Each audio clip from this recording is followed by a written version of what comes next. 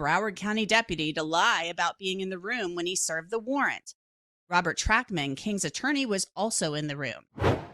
Detective Moretti said to Deputy Morrell, "You need to say you were here when I served that search warrant." And it was kind of like an awkward moment. Someone described it just kind of getting punched twice in the head. So there's a search warrant that gets served, and I'm like, what's going on? And then the next thing, he's asking this deputy to lie for him. And again, I'm like this is like, I'm in the twilight, so I'm like, this can't really be happening. Deputy Gorell didn't say anything of any substance. I think he said, "Is there anything I'm needed for anymore?" or something like that. I don't remember if he said anything at all. It was just a very awkward moment after Detective Moretti said that to him. And you specifically remember what was said? I vividly remember what was said, yes. For their part, prosecutors said the whole exchange was a joke and irrelevant. Lead prosecutor Christine Bradley says the actual wording of what happened has been twisted. Do you disagree with what's contained in it? I do. I do not think it is an accurate statement of how I relayed the information. The first sentence indicates that the lead ASA assigned to this matter relayed to SAO administrators that she spoke with Detective Moretti. Sorry. I thought that's... That she spoke with Detective Moretti in regards to this incident, and that Detective Moretti explained that his statement to Deputy Gorell was a joke. Okay. So, is that true that Detective Moretti said to you that what he said was a joke? No. What was intended to be conveyed was that Deputy Gorell, his response was flippant in nature. That was the joking aspect of it. Jamie King filed a complaint against Mark Moretti for allegedly using force against her. When the defense found out about this, they said it was a Brady violation. Now, the judge said he would rule on this at a later date, and more hearings are scheduled for this week. So it's not clear when jury selection will begin at this point, but stay tuned to Law and Crime. We'll have all of these hearings covered for you. You can watch them on our YouTube channel.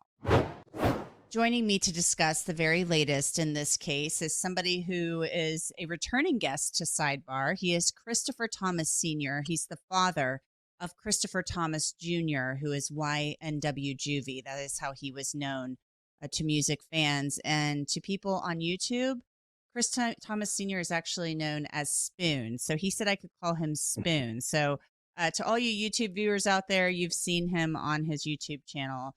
And that's his nickname on there. So, Chris, welcome back to Sidebar. Thanks for coming back on. Hey, how you doing, man? I'm doing okay. My question to you is, how are you doing? That's really the most important question here. You know, after the mistrial that happened in the first trial and now all of this legal wrangling that's leading to a delay in the second trial, how are you?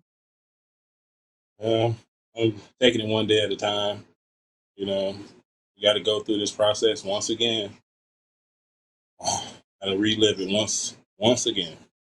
The last time around, you know, it became very clear early on that we had a juror on the jury, or at least the state did, the defense did, that one juror who seemed to really be hanging things up. And then from what we've read, from the accounts that were given, that juror was a woman who, when you found out about that, what were your thoughts? I was very disappointed because it was 11-1, and then she persuaded 2 other jurors, and it seemed like somebody tampered with her or got to her, or she was a hidden Melly fan or something, because Christine did a well enough job to convince 11, so it was almost there. We almost finished it. It was almost over. Now we got to go through it again, and that was very disappointing. You mentioned the word tampering right there. That's kind of a good segue into my next question. Both Melly, Jamel Demons, YNW Melly, and Cortland Henry, who is known as YNW Bortland, are now charged with witness tampering. And that has to do with allegations surrounding what is believed to be 2 key witnesses in this case, Mariah Hamilton, the girlfriend of Melly, and Felicia Holmes, the mother of Mariah. And there's a lot of documentation on the court's website talking about this. And it sounds like the prosecutors are saying there was this kind of crazy way that Melly was communicating. He wasn't allowed to use the phone, but he was passing notes to people, and then this person's calling this person and then that person to relay these messages that Mariah should just stay put and keep doing what she's doing. When you heard about this, what did you think when you heard about the fact that they had charged both Melly and Bortland with witness tampering? Saying like to me, they going through extreme measures to try to cover up or convince people not to testify, like Mariah mom. They was using code words like Rihanna and ASAP Rocky's baby mom. And to me, when I looked at the text messages from, Instagram message with Han Bortland, and she said like, you'll never, good will never come to somebody because you snake somebody that never did anything to you. In my mind, instantly went to Chris. Like she talking about Jude because he didn't, in that situation, I ain't saying he was an angel, but he didn't snake Melly. Melly took Chris out, and for them to even go through this process, I'm thinking like they don't care nothing about my son. They don't care nothing about Chris.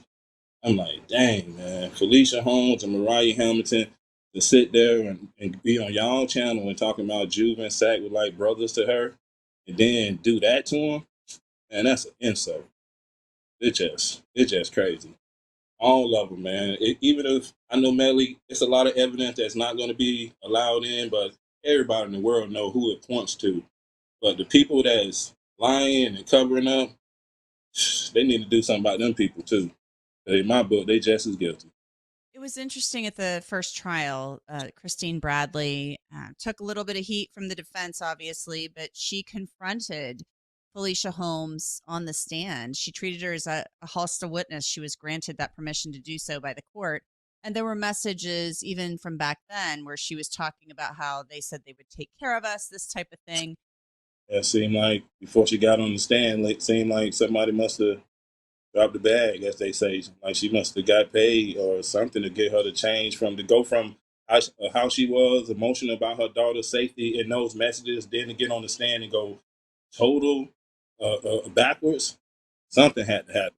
It was a 360. It was something had to happen. And she contradicted, and everything she said on the stand. Those messages is totally like it's contradicting everything she said. And in my book, she just wanted free Melly, and anything that she said, that statement that will be negative against him, she don't remember.